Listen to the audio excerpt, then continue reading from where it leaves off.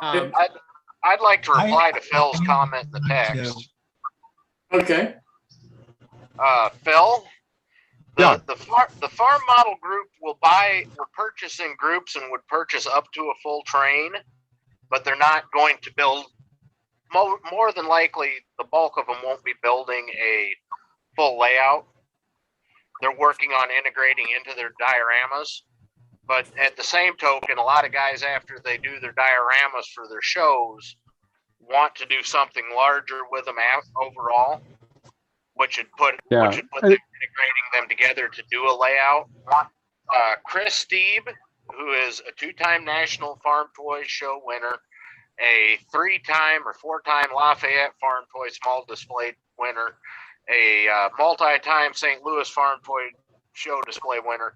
He is doing the full town and surrounding area of the fictional Redlands, Oklahoma, and currently has 8 or 9 modules that'll all be integrated together when he gets his house finished in Oklahoma, and he will have a full S-scale operating layout when it's all said and done, that these modules integrate. There are NMRA master modelers in 1/64 scale model railroading that have their master modeling, or in 1/64 scale farm toys that have their master modeling in HO scale, because the stuff that they need to do it in S scale is not available to do the time periods that they want to do. It's not that they don't want to do it in S scale. It's that the support in the time frame that they want to do it is not available. I think the point I was making was much more just a pure economic one from a manufacturer's perspective. Is if you think about the value of a model railroader to the manufacturing community, especially from the train perspective, not from necessarily a structure perspective, but from a train perspective, a single modeler may buy 5 to 10 engines, may buy 100 to 200 cars. A farm modeler who's got a diorama and from agreed, if there are n number of farm modelers and 50% decide to put a train on their diorama, the number of trains that they will buy, depending on the volume of people, is going to be dramatically lower than if you have the same number of model railroaders.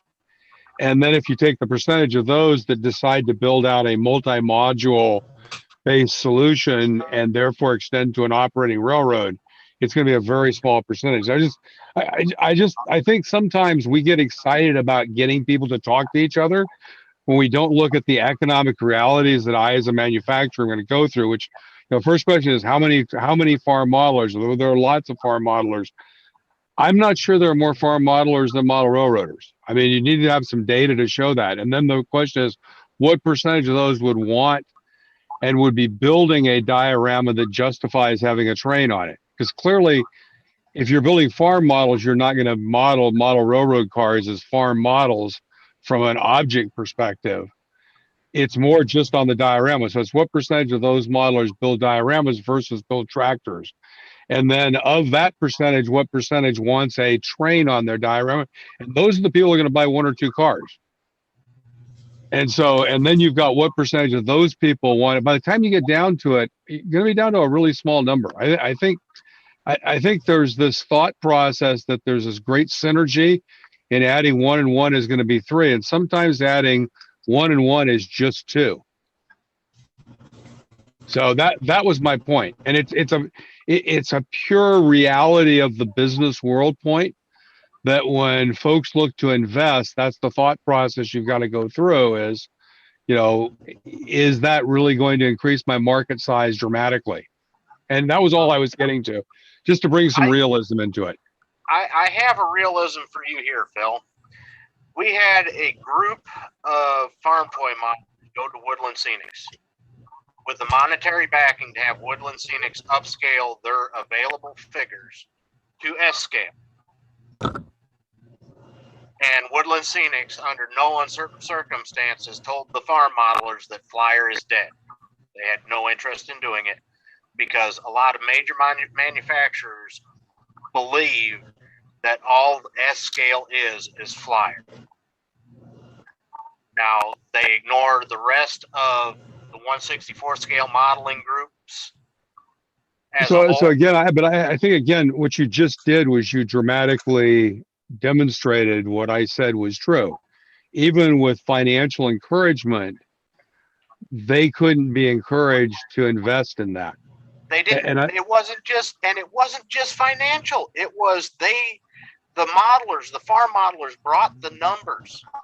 They brought proven paperwork to Woodland Scenics, and the Woodland Scenics representative said Flyer is dead because that's how they picture Escape. That's how a lot of yeah, I don't know, and outside but of that's Escape. another issue altogether. I was actually talking this very specific issue of, if you look at it, if I look at it from the perspective of Woodland Scenics is probably a good model, and you say, okay, they have a pretty good idea of the volume they get in HO scale figures and the volume they get in O scale figures because they sell both of those, so they know what the volume is, and they know probably a pretty good idea of what the current number of model railroaders is that generates that volume. What they didn't find was a persuasive case that there's enough S there and in the farm community to justify the investment. That's all I was saying. I'm actually in many ways saying I think that the problem you're running into is one that's not just perception, it's the economics.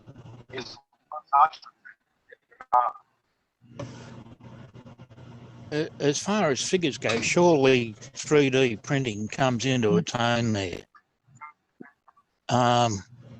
There is a whole series of smaller 3D printers in the railroad game who can do you figures across multiple scales very, very easily. If it's figures you're after, I'd argue that perhaps approaching one of the 3D figure manufacturers may be a better bet than Woodland Scenics. John's onto something really interesting because that is this current date and age. That's the reason there are so many smaller 3D printing figure manufacturers out there currently, is because of the other 164 scale modeling groups. Yeah, because companies like Woodland Scenics, when this was before 3D printing exploded, that they went to Woodland Scenics, so 10 years ago or something, or yeah. It wasn't even 10 years, but less than 10 I years. know that there is at least one local firm in Australia who does figures in every darn scale from HO to G. Mm-hmm. And then you go online. And yes, they're available online, and our dollar's 30% cheaper than yours.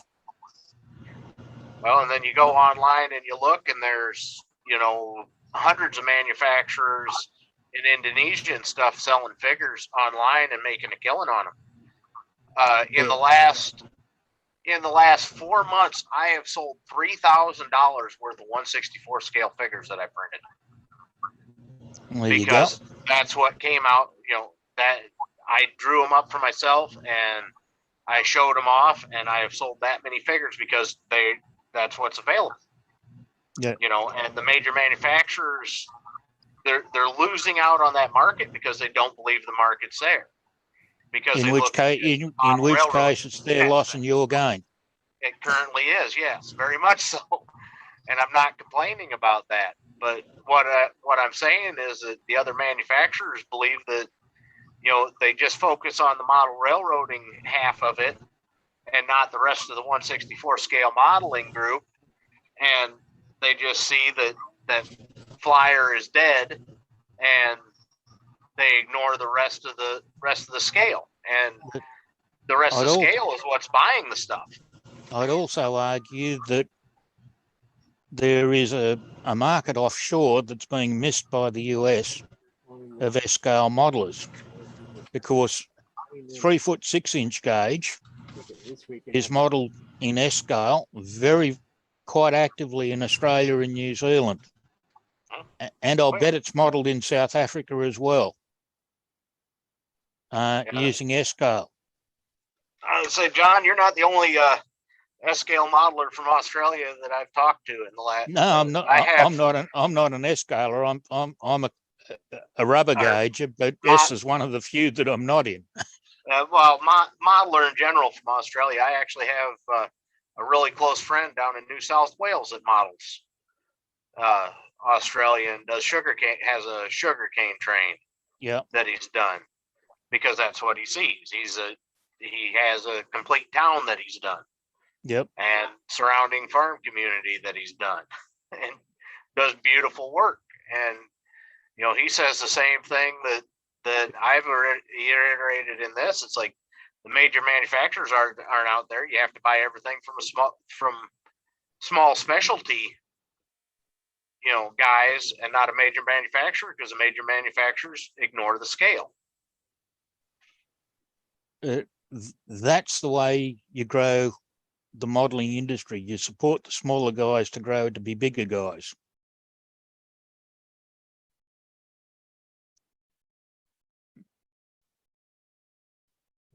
I cannot argue with that part of it. So it's just a thought.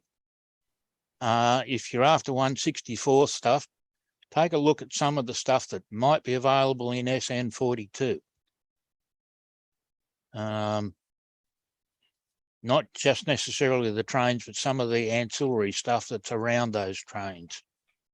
You might be pleasantly surprised. I'm not saying there's a lot out there, there's not.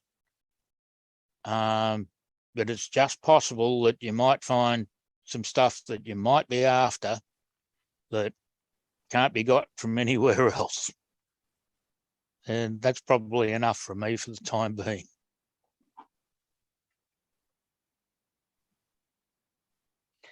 And so, yeah, you talk about stuff that isn't available, kind of like this that I'm working on right now. This is going on one of the national, I don't know if I can get the dang thing turned around. My workbench is definitely a workbench. But, so this is S scale. It did not start out as S scale because it isn't available, but it's S scale.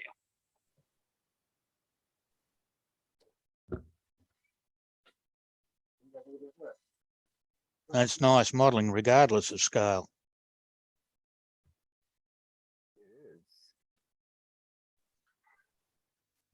I needed to make a feed mill for a guy in S, and believe it or not, this started out as HO scale. It was one of the Pike Stuff Kit Basher series, and then some 3D printed S scale doors and a Walther's HO scale grain leg with S scale 3D printed platforms, and that's what it takes to get a mill built for a grain mill. It's not quite done yet, but it's getting there.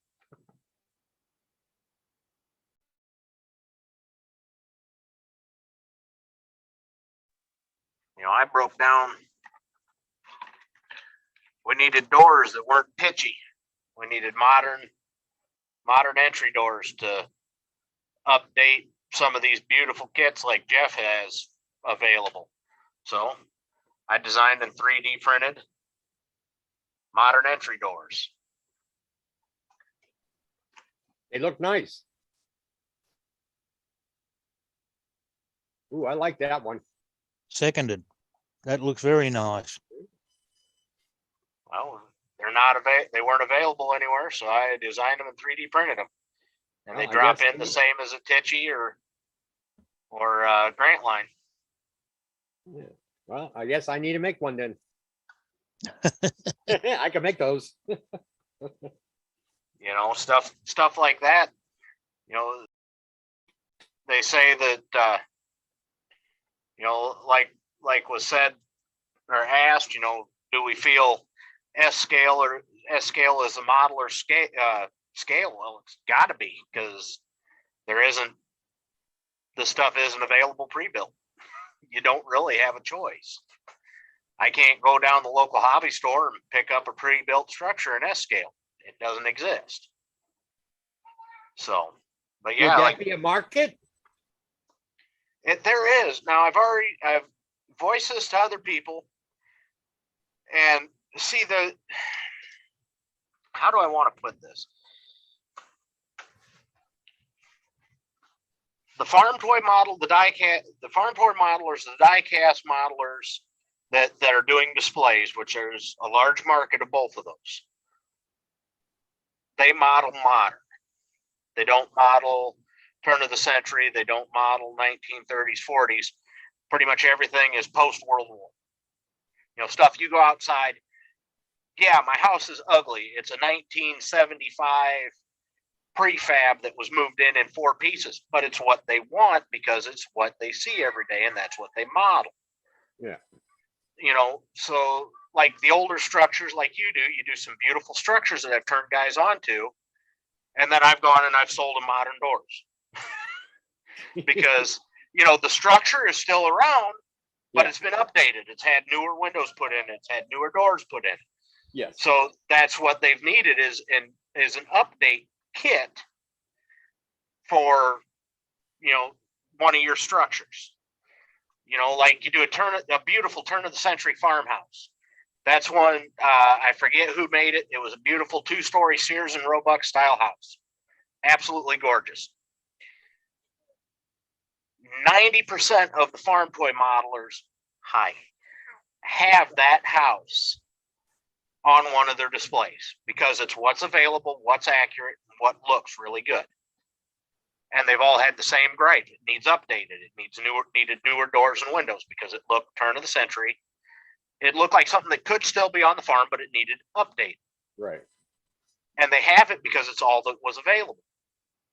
You know, there's guys that want, and when I say guys, I don't mean just 1 or 2. I mean 50 to 100 plus that want, you know, the prefab houses like this ugly one that I live in. That's just a 1960s, 1970s prefab ranch house, you know, with a 2-stall attached garage on. And I know this because I scratch built one for Chris Steve for his 2020 National Farm Toy display. I've had 50 phone calls for it, want me to build them for guys. And I said, no, I'm not doing it. I don't have a laser cutter. I cut everything by hand on that thing. I'm not going to build 50 of that house. So guys, real quickly, I need to cut in. I'm going to go ahead for anybody on the YouTube channel. I'm going to go ahead and turn the YouTube off. Thank you for joining us. Please go to newtracksmodeling.com and subscribe there, and then you'll get invites